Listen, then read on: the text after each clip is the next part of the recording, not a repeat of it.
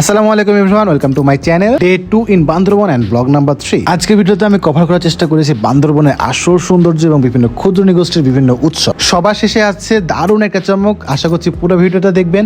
তো চলুন শুরু করা যাক। ওকে, ডে 2 ইন বান্দরবন। তো আজকে কিন্তু আমরা চলে এসেছি গ্রিন পিকে।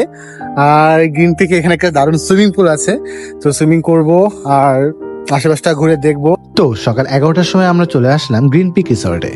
প্লেসটা অনেস্টলি অনেক অনেক বেশি সুন্দর। আর এখানকার সুইমিং পুল যেটা আছে এটা মাশাআল্লাহ, এর পানি একদম ক্লিন এবং পরিবেশ নিয়ে যদি কথা বলি পুরো সুপার রিল্যাক্সিং একটা পরিবেশ। সত্যি কথা বলতে আমি কখনো কল্পনা করিনি যে এমন একটা প্লেসে এসে আমি কখনো সুইমিং করতে পারবো। উপরে মেঘ, নিচে পাহাড়, তার মধ্যে ছোট্ট একটা সমুদ্র।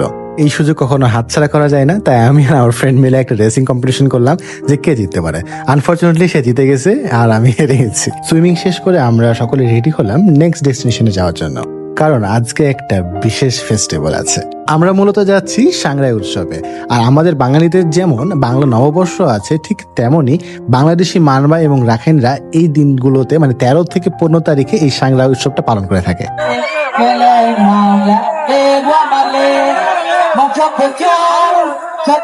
এই যে আপনারা ভিডিওতে দেখতে পাচ্ছেন একগুচ্ছ ছেলে এবং একগুচ্ছ মেয়ে নিজেদের মধ্যে পানি ছিটাছিটি করছে। এটাকে সাধারণত বলা হয় পানি খেলা উৎসব। এই পানি খেলার একটা বিশেষ কারণ রয়েছে। কথিত আছে যে সকল ছেলে এবং যে সকল মেয়ে একে অপরকে পছন্দ করে তারা নিজেদের মধ্যে পানি নিক্ষেপ করে এবং পরবর্তীতে তাদের দুইজনের পরিবারের সম্মতি নিয়ে বিবাহ বন্ধনে আবদ্ধ হয়। এবার আসে তাদের আরো একটা ঐতিহ্য উৎসব, বাঁশ বেয়ে উপরে উঠে টাকা নেওয়া। এটা কোনো সাধারণ বাস না, কেননা বাসের গায়ে কিন্তু পর্যাপ্ত পরিমাণে তেল লাগানো থাকে। আর এখান থেকে উপরে উঠতে অনেক অনেক কষ্ট।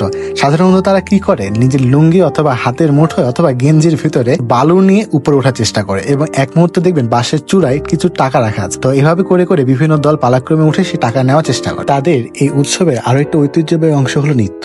ঐতিহ্যবাহী পোশাক ও নাচে মারমা তরুণ তরুণীদের এই দৃশ্যটিকে সাংস্কৃতিক উৎসব বা বিশেষ অনুষ্ঠানের একটি উজ্জ্বল দিক।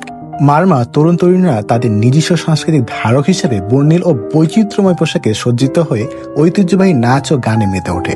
এই পরিবেশনগুলো তাদের সামাজিক ও সাংস্কৃতিক জীবনের এক গুরুত্বপূর্ণ অংশ। চলুন তাদের ছোট্ট একটি নাচ উপভোগ করে আসি।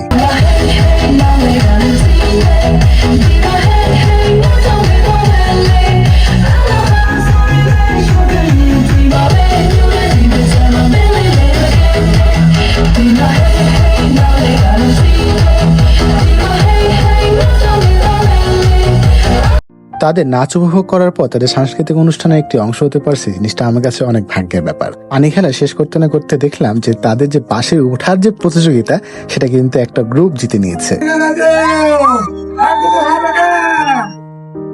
শেষ মুহূর্তে পাহাড়িদের একটা ঐতিহ্যবাহী খাবার সেটা ট্রাই করলাম। অনেকে সেটাকে মুন্ডি বলে ডাকে, বাট আমি সেটাকে মুন্ডু বলে ডাকি।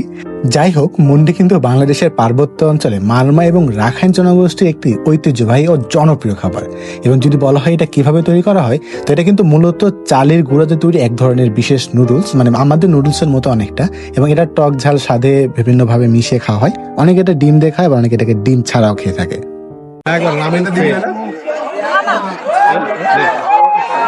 টেস্ট অনেকটা রামেনের মতো কিন্তু। সর্বশেষ যে কথাটি, আজকে কিন্তু আমার প্রিয় মানুষের বার্থডে। তো তার বার্থডে সেলিব্রেট করার জন্য মামার সহযোগিতায় আমরা আজকে অ্যারেঞ্জ করেছি পুল নাইট ডিনার। আর আমরা ডিনার করছি যে পুলটা, সেটা হলো মনে আছে গ্রিন পিকে আমরা সুইমিং করেছিলাম ঠিক সেখানে। এবং এটা সুইমিং পুল যেমন সুন্দর তেমনই কিন্তু এখানে প্রত্যেকটা খাবারের স্বাদও একদম অন্যরকম। যাই হোক, আজকের ভিডিও আমি আর লম্বা করছি না, ভিডিওটা অনেক বড় হয়ে যাচ্ছে। আজকের মতো এতটুকুই থাকছে, আবার দেখা হবে কথা হবে নতুন কোনো ভিডিওতে। ভালো থাকবেন, আল্লাহ হাফেজ।